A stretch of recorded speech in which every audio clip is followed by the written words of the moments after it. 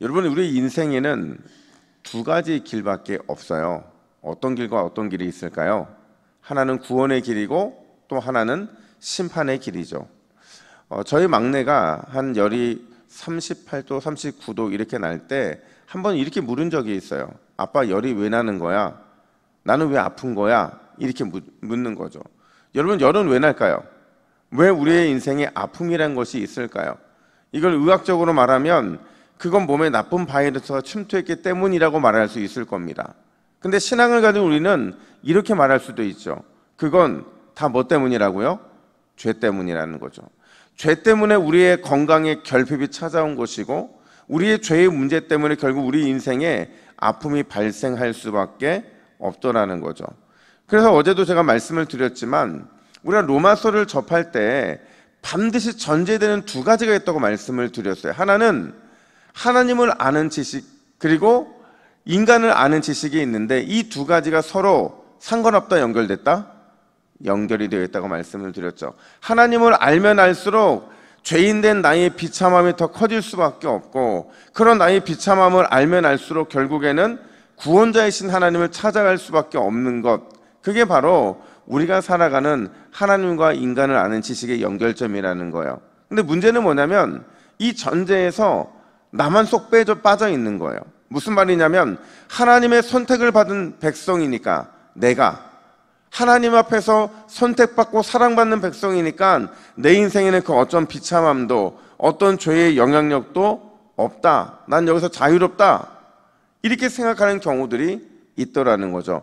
여러분, 누구 얘기일까요?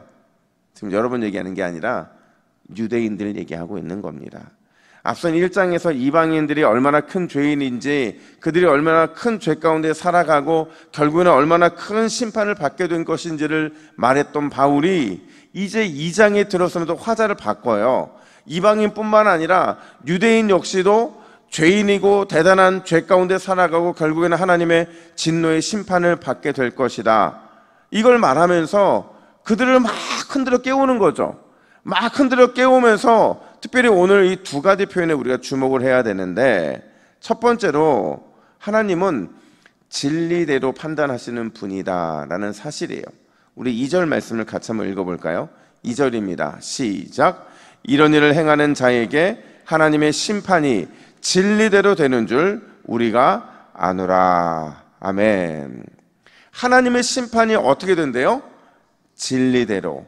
여기서 말하는 이 진리에는 몇 가지 의미가 있어요. 대표적으로 두 가지인데, 첫 번째는 우리의 신앙과 믿음 그 자체를 의미해요. 그러니까 하나님께서는 우리의 믿음대로, 우리의 신앙대로 우리를 날마다 판단하신다는 거죠. 근데 더 중요한 게 바로 이 두 번째 의미인데, 이게 오늘 본문의 의미예요. 어떤 의미냐면 바로 실제라는 거죠. 쉽게 말하면 겉으로 드러낸 눈에 보이는 모습이 아니라 우리 하나님은 감춰져 있지만 실제의 나의 진짜 모습을 판단하신다라는 것이 바로 2절의 말씀의 핵심이라는 거죠. 사실 우리 하나님은 그런 분이세요. 여러분, 하나님이 우리의 그럴싸한 겉모습에 속으실까요?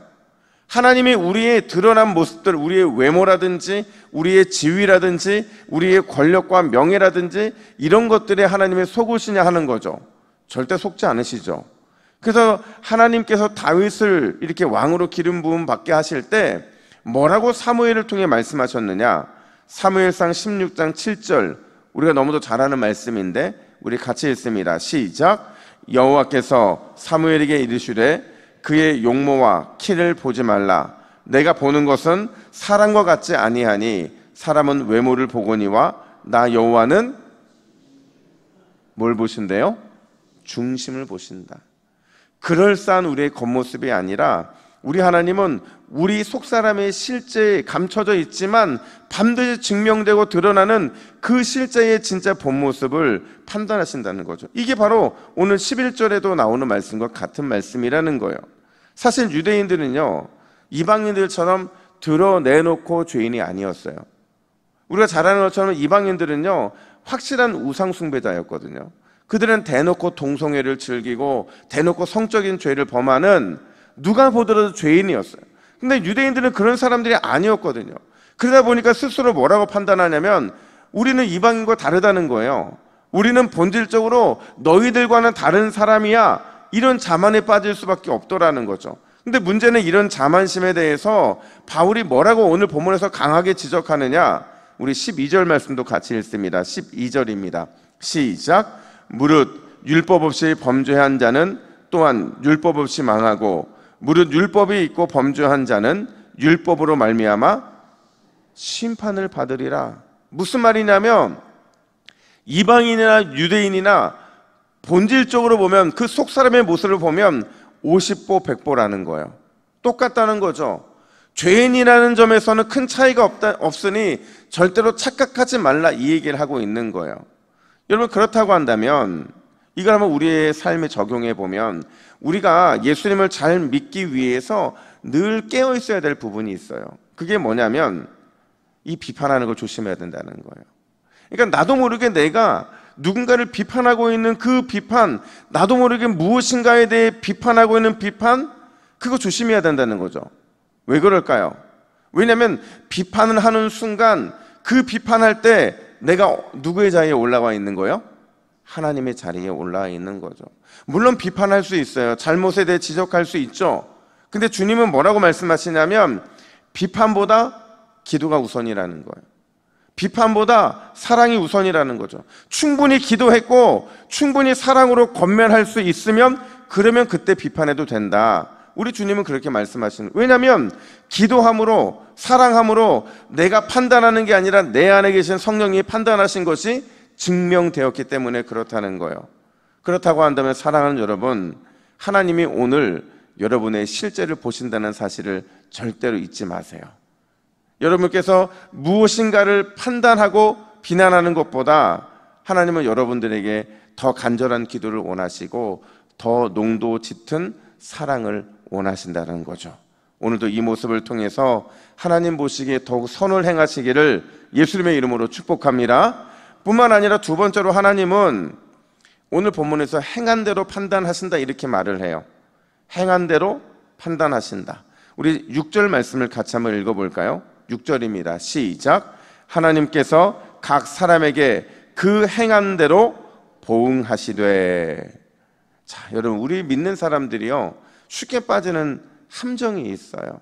이 함정 때문에 우리가 좀 영적으로 하나님 앞에 더 가까이 나아갈 수 있는데, 하나님 보시기에 좀 선한 사람이라고 칭찬받을 수 있는데, 이 함정이 자꾸 빠져요. 그게 뭐냐면, 믿음이라는 것과 우리의 행위라는 것을 자꾸 반대 개념으로 착각한다는 거죠.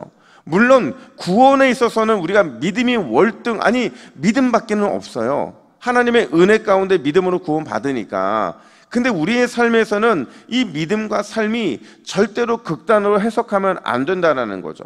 왜냐하면 바른 믿음은 반드시 바른 행위와 바른 열매로 나타날 수밖에 없기 때문에 그래요. 그래서 예수님이 뭐라고 말씀하셨냐면, 마태복음 7장 20절에서 이렇게 말씀하십니다. 이러므로 그들의 열매로 그들을 알리라. 우리를 판단하실 때 뭘로 보시겠대요? 열매로. 너의 삶에 열매가 있느냐? 그 열매로 판단하시겠다는 거죠. 열매 없는 믿음 없고 믿음 없는 열매는 없다는 거예요. 똑같은 말은 야고보 사도가 뭐라고 말하느냐? 우리 야고보서 2장 17절 말씀은 우리 함께 읽습니다. 시작. 이와 같이 행함이 없는 믿음은 그 자체가 죽은 것이라. 너무 잘하는 말씀이잖아요. 바른 믿음, 온전한 믿음은 반드시 온전한 행함과 온전한 열매를 낼 수밖에 없더라는 거죠. 재미난 이야기가 있어요.